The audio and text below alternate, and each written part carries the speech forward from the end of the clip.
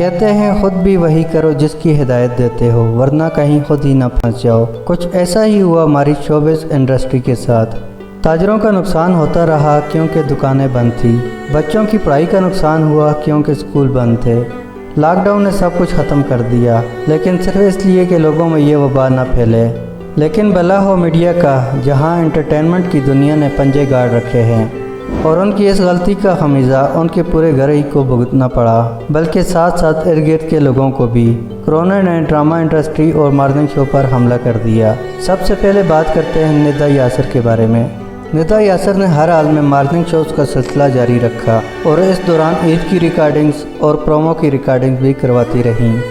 ندا یاسر کو کچھ زیادہ تو محسوس نہیں ہوا تھا، لیکن ہلکا بخار اور جسم میں درد کی شکایت تھی۔ یہ سوچ کر مجھے کیا ہوگا، ندا یاسر برابر کام پر آتی رہی، جس کا نتیجہ یہ نکلا انہیں تو کرونا ہوا ہی، ساتھ ہی کام کرنے والے بھی نہ بچے۔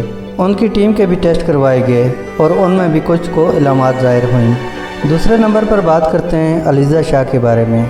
بڑی بڑی آنکھوں اور معصوم چہرے والی علیزہ شاہ کو بھی کرونا نے گھیر لیا۔ علیزہ شاہ کی بھی طبیعت خراب ہوئی اور ٹیسٹ کروانے پر پازیٹیو آیا۔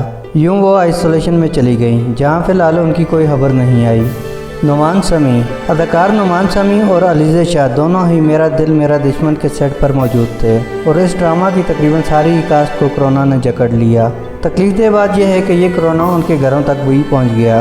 نوید رضا، اداکار نوید رضا کے ساتھ ساتھ ان کی فیملی کے بھی کچھ ممبرز کو اس بیماری نے جکڑا، اور ان کی 6 سال کی بیٹی بھی اس بیماری کی لپیٹ میں آ گئی۔ بظاہر تو انہیں کوئی ظاہری علامت نہیں، لیکن ہلکا بخار اور تھکن کا احساس، لیکن ٹیسٹ کا پازیٹیو آنا بھی ایک خوف کی علامت ہے۔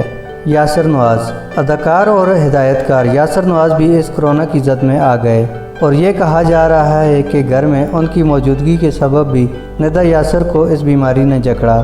ابھی تک یہ نہیں پتہ چل پایا کہ آخر یہ وبا ان کے گھر پہنچی کہاں سے۔